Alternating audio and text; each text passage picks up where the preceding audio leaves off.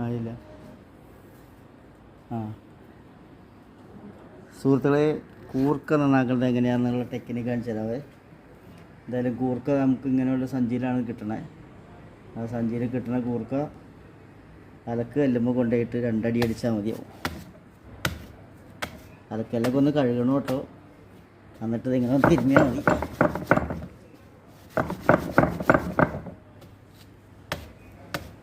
എന്നിട്ടിങ്ങനെ പൈപ്പിൻ്റെ ഒട്ടി കാണിക്കുക.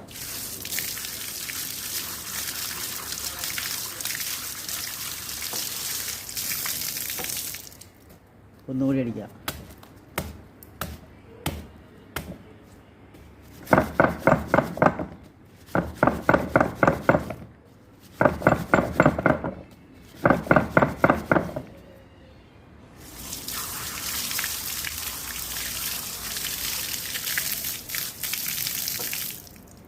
എങ്ങനെയുണ്ട്?